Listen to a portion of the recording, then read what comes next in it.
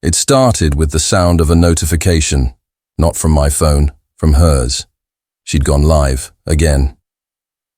In the video, she held the doll like it might shatter. Swaddled, rocked gently.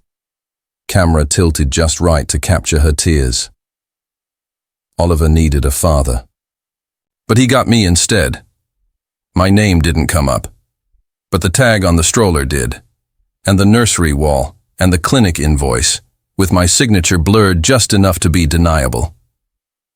By the time I walked into the office, the hallway was silent. Not quiet, avoidant. My assistant glanced up, then down. The coffee machine blinked. No refills. Even the intern had somewhere urgent to be. The screen on my laptop was cracked. A patient must have knocked it over, or maybe it slipped. No one said. In my chair, the sock, pink small, folded. Not real, I knew that. But it still hit like something lost. I put it in the drawer, not locked, just away. Outside, someone had scrawled "shrink fraud" in marker on the sidewalk. The rain hadn't come yet. The ink held. A client called. Cancelled. Another sent a voice note. "We're just confused, Dr. R. My husband doesn't feel comfortable right now. I'm sorry." I didn't respond.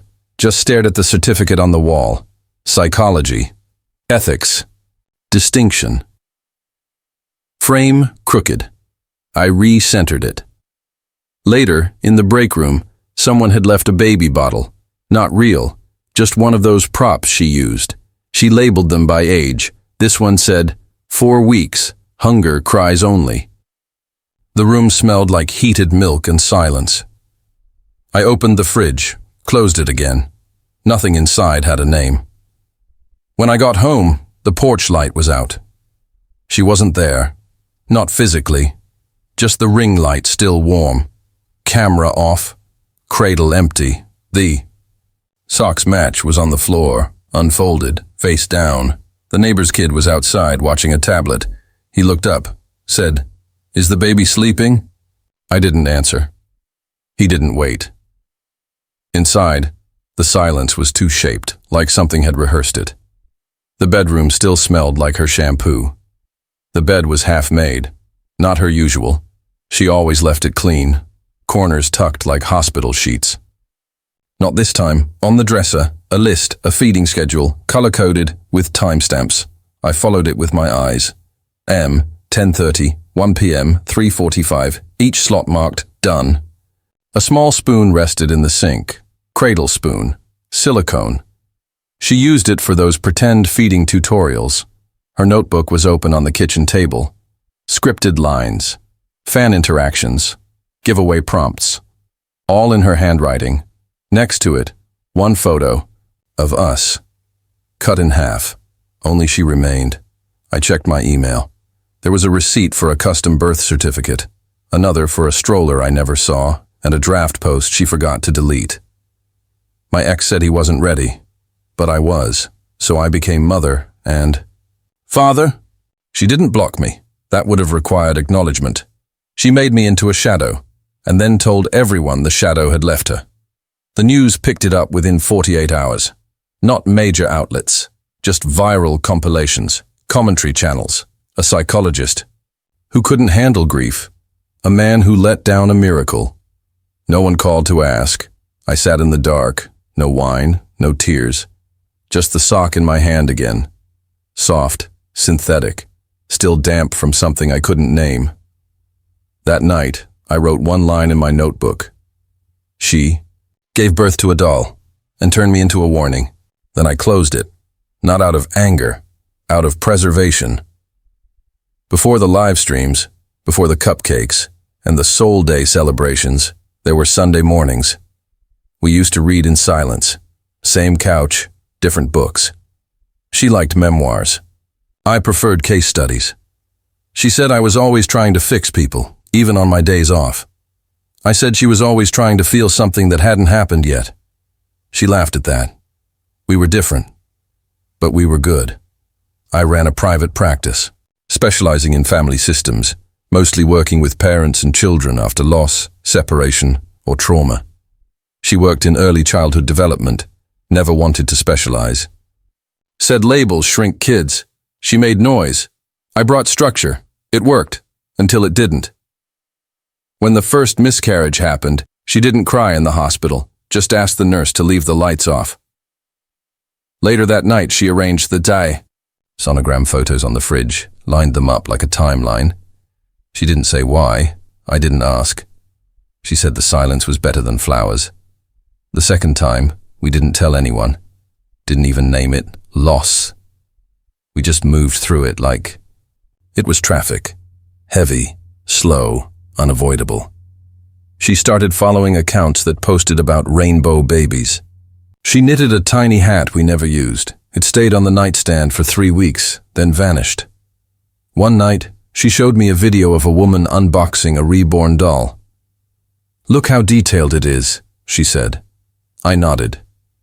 Didn't say more. She ordered one, just to see. Kept it in the closet for weeks. When it arrived, she didn't take it out of the box right away. She left it in the guest room, on the floor, still sealed. I found her sitting across from it one night. Lights off. Just staring. "Are you okay?" I asked. She said, "Don't worry. I'm not pretending anything. I just want to hold something that doesn't expect me to be okay." I didn't know what to do with that, so I did nothing. After that, she started calling the guest room the nursery. Jokingly at first. She painted one wall blue-gray, bought a mobile from a vintage shop, said it was for texture. I bought shelves, installed them without asking what they were for. It felt like the right compromise. One afternoon I came home and found her feeding the doll, not dramatically. No cameras, just a spoon, a bib, a towel over her shoulder. She looked up and said, "He's quiet today. Think he misses you." I laughed. It was easier than crying. She didn't laugh back. That weekend, we went to a flea market. She picked out a miniature crib, worn wood, faded blue paint, said it looked already loved.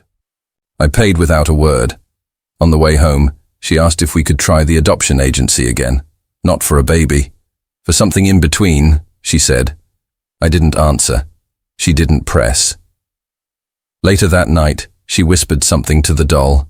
I didn't hear the words, just the tone, like bedtime stories, like prayers. That was the first moment I knew. She wasn't letting go, and I wasn't stopping her. There's a kind of love that doesn't intervene. It just stays, watches, waits.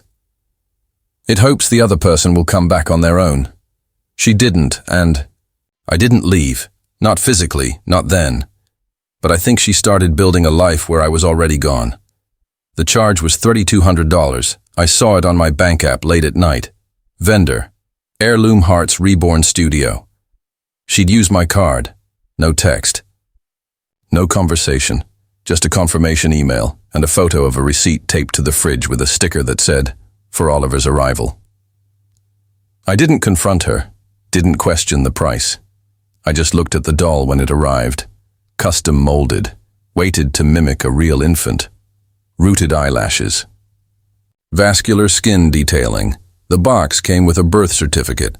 Time of birth, 6:41 a.m. Weight, 7.2. LB. Father, redacted. She cried opening it, held it like it breathed, whispered something I didn't catch, then placed it in the crib we bought together. That night, she live-streamed for the first time. I heard the intro jingle from the bedroom, soft lullaby tones edited. She used her maiden name, called it Oliver's Corner. I watched for 10 seconds, enough to hear her say, "Some people say I imagined him, but I don't need permission to mother." Her viewers exploded. Empathy, confusion, applause. Some called her brave, others called me missing. My face wasn't shown, but she used phrases we'd said in therapy, stories I shared in trust, recycled for content. One clip made it to TikTok. He used to say grief needs silence, but some of us need sound. The comment pinned said, "Red flag, classic emotional neglect." That week, 3 clients canceled, 2 asked to switch providers. Judith called me in. "You okay?" she asked. I nodded. She paused. Then, "There's a subreddit. Thousands of comments. They're dissecting your marriage and your license." I didn't check. I knew what they'd say. At the pharmacy, a stranger approached me. "You're the baby guy, right?" I said nothing. He laughed like it was friendly. The worst moment came 2 days later. A woman showed up at the clinic front desk with a camera, said she was doing a documentary on psychological abandonment and maternal invention. I asked her to leave. She live-streamed that too. Headline: Shrink silences. Truth seeker, while his son waits at home. Judith found me that night in the parking lot, sitting in my car, not crying, just waiting for the engine to feel necessary. Again. She handed me a printed screenshot. Lara had posted something new. He said he couldn't bond, so I gave Oliver my last name. That's when I realized she'd erased me completely, not as punishment, as narrative. She was building a story where I was never there, and the world was buying it. 2 nights later, she went live again. This time, in front of a crowd. She'd rented a space in a small art cafe, called it a healing circle. There were candles, soft music, folding chairs. I saw it online. Someone tagged me, said, "Isn't this your ex? She's a visionary." On stage, she cradled the doll in a sling, told the story of how Oliver's spirit came to her in a dream, how his father's detachment was the final push. She led the room in a group lullaby. One woman cried, another said, "My ex never would have let me do this. You're so brave." Lara just smiled. Then she held up a journal. My handwriting. "Torn pages. He wrote about Oliver once," she said. "Read a line I'd written in grief, out of context." The audience clapped. I didn't report her, didn't send a cease and desist, didn't post my side. I just went to my desk, opened a new notebook, wrote 1 line. They erased my name. Now it's on the invoice. Later that week, I heard from an old patient. He'd seen a clip of her live, recognized the office background, and called to check on me. "I'm sorry, Doc, she's not well. But the way she speaks, it's convincing." He paused, then added, "You don't have to lose louder than her to win." I wrote that down, didn't post it, didn't respond, just wrote it, underlined it, twice. I started quietly, printed transaction records, took photos of receipts she left on the kitchen table, made a folder called Oliver, Admin, kept it on an encrypted drive, just in case. She thought I was working late. In truth, I was auditing the entire past year of our shared finances. She'd spent over $14,000 on the REBORN community, courses, props, custom wardrobes, a $600 ring sling made of ancestral bamboo. One recurring payment caught my eye. The Oliver Foundation, member portal access, monthly charge. Hosted offshore. I searched the name. Nothing came up, at first, but buried in a parenting forum thread from 2019. I found it. A closed network for high-tier REBORN collectors. They traded videos, workshops, pre-sale auctions for next-gen models, and, occasionally, storylines, crafted, collaborative backstories. With scripts, fan fiction basically. Only now, it had sponsors. I clicked through archived pages. She had an alias, not Lara, Nova's Light. She'd been active for 9 months, nearly 200 posts, dozens of images, some filmed in our living room. One photo showed her holding Oliver next to a caption, "My husband says he doesn't see him.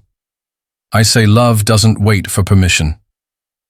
There were 2,000 likes and a comment that said, "You should apply for moderator. You're living the story." I sat with that, didn't cry, didn't rage, just read, all of it.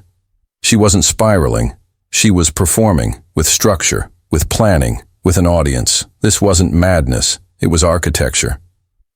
The next day, I visited an old professor of mine. Now, semi-retired, still sharp, trusted. I handed him a manila envelope. Inside, financial documents, screenshots, timestamps. He looked at me. You want legal advice? No, just validation. He nodded. You're documenting a delusion with receipts. Nodded. Good. That means you're still real. He offered to help. Said we could escalate, freeze accounts, go public.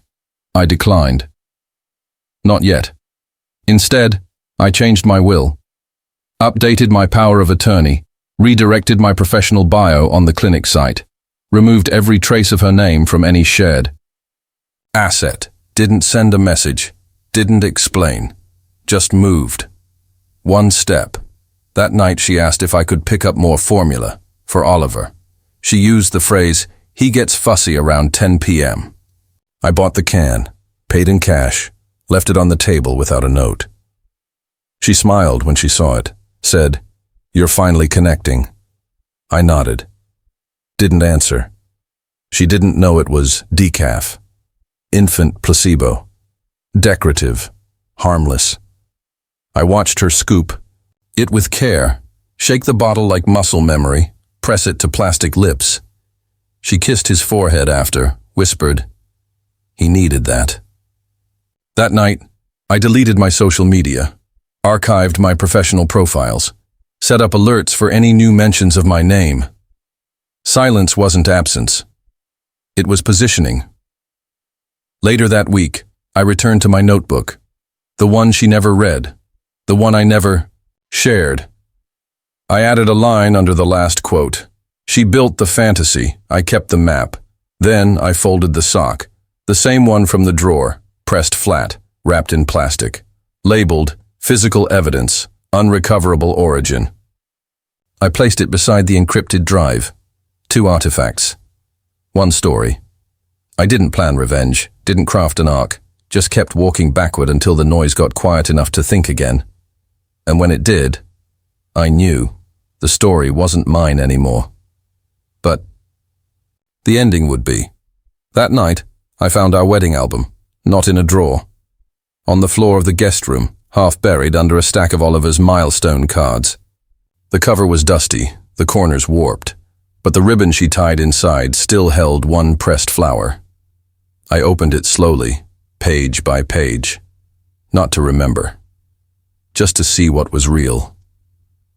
Halfway through, I found a note she'd written the night before. Our ceremony tucked inside. If we ever lose each other, leave a map. I don't remember reading that before. I closed the book, didn't cry, just placed it beside the sock and the drive. 3 artifacts, not weapons, not tools, just the truth, stored in layers. Then I printed out 1 photo, us in the sun, before the losses, before the performance, before Oliver. I folded it once, slipped it into an envelope, wrote nothing on the front. The next morning, I left it on her keyboard. No note, no accusation, just a version of us untouched by fantasy. She didn't mention it, but that night, the live was cancelled. For the first time, she was scheduled for a podcast, big audience, mostly women.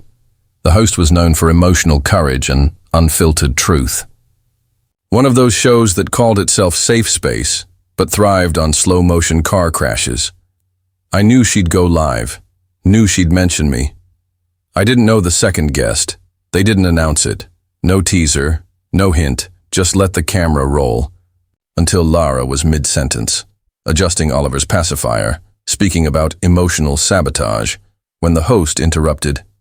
We're joined now by someone who knew Lara before Oliver, before the channel, before the story changed.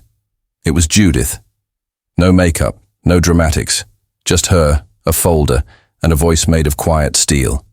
She didn't accuse, didn't editorialize.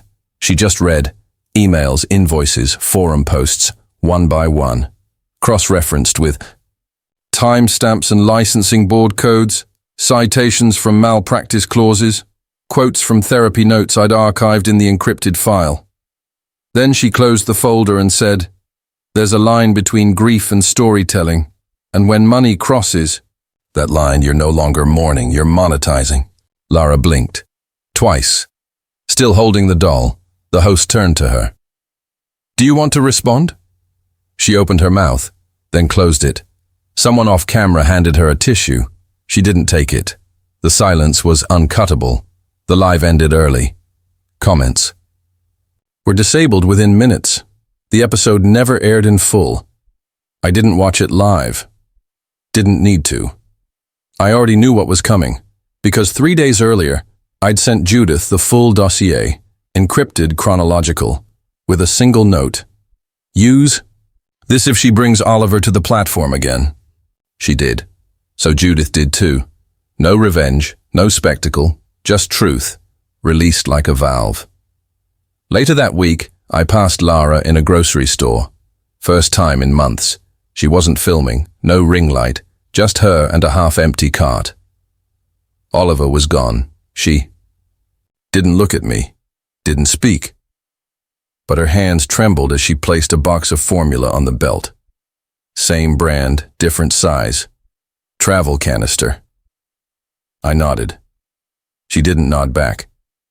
That night, I sat by the window, notebook open, same one, margins annotated, pages torn, rewritten, lived in. I wrote one sentence.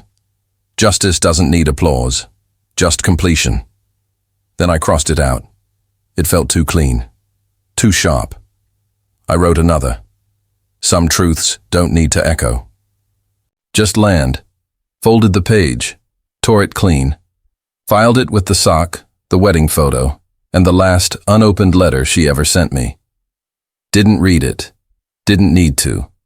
Its weight wasn't informational. It was ceremonial. The next morning, I took it all, sock, file, photo, letter, and sealed them in a fireproof box, labeled it, closure, do not reopen. Not a warning, a promise. Dropped it off at my attorney's office for safekeeping. No legal need, just symbolic distance. That afternoon, I checked her channel. It was still online, but the live streams were gone. Every video marked temporarily unavailable. Bio. Changed.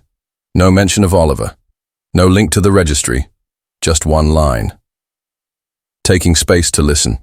I didn't smile. Didn't feel vindicated. Just still. And that was enough. That evening, a boy came into the clinic with his grandfather. No intake form. No scheduled appointment. Just quiet eyes and a paper airplane folded from a receipt. I cleared a space in my calendar. Listened. He didn't speak much, but at the end he handed me the plane and said, "It still flies." I watched it glide once. Across the office. Soft arc. No crash. I smiled. Not because things were whole, but because not everything needed fixing to keep moving. Some things just needed still air. I teach now. A small university on the edge of the city. No banners. No press. No guest lectures with hashtags. Just a door with my name on it. A classroom that smells like chalk dust and closed windows. And students who come early, take notes, and leave quietly. Most of them don't know. Some probably do. But no one ever asks. I don't talk about family systems anymore, not directly. I teach about silence, boundaries. What happens when grief doesn't get permission to speak? So it starts perforating reality until it finds a voice. One student stays after class sometimes, doesn't talk much, just erases the board in silence. Once he asked, "How do you know if a memory is real, if you're the only one who kept it?" Told him, "If you carried it this far, it didn't come from nowhere." That was enough. There's a photo on my desk, just a landscape, mist over a lake. Most people assume it's stock art. It's not. It's the place Lara and I visited once, when things were soft, before the doll, before the silence became currency. Kept it not for her, not even for me, but because some stories need a single, quiet witness. Every so often, I walk past a toy store near campus. In the display, there's always something seasonal. Plush turkeys in November, stuffed rabbits in spring, plastic strollers. One day, I stopped. Noticed a reborn model in the back of the display. Not Oliver. Just a version. Still. Pink-cheeked. Unnamed. A child stood in front of it, not moving, just staring. His mother called twice before he turned. When he did, he waved goodbye to the doll. I nodded to myself and kept walking. That night, I visited my storage unit. I don't go often, but sometimes it's good to make sure the lock still works. The fireproof box was there, still sealed, untouched. I sat on the cold concrete floor for a while. Didn't open it. Didn't touch. It just rested my hand on the lid, a small act, but steady. Before I left, I added something, a folded slip of paper, just one line. It didn't need to be loud to matter. Then I closed the unit, locked it. On my way out, the hallway light flickered. I didn't pause. Somewhere a new tenant was moving boxes. A dolly squeaked against the tile, and I walked past. Not because I was in a hurry, but because there was nothing left to carry. A few weeks ago, that same student stayed after class, the one who erases the board. He lingered longer than usual, hands in his pockets, shoulders tight. He didn't ask a question, just looked at the notebook on my desk, the old one, the one with the margin notes and crossed-out endings. He said, "I think my dad tried his best, but his best wasn't what I needed." I didn't reply immediately, just slid the notebook toward him. "Page 20, I said. He opened it. Read something I'd written years ago, long before Oliver. Sometimes love fails the test, not because it's absent, but because it never learned. The subject." He nodded, closed the notebook carefully, placed it back. Didn't thank me, didn't need to. The next day, he brought a book of his own, blank pages, but a page torn in the middle, folded, taped. He left it on my desk with a note. "I don't know what to do with this, but I think you'll know where to put it." I did. I placed it between my own pages, didn't catalog it, didn't archive, just let it rest there. Some inherit names, others inherit silence. But the ones who break the loop, even quietly, they carry the weight for more than just themselves. That was enough. You don't need to be called a father to act like one. She worshipped the idea of care. I chose the reality of it. The gentleman's revenge isn't loud, but it's always personal. If this felt personal, make it personal. Subscribe now, and don't miss tomorrow's story.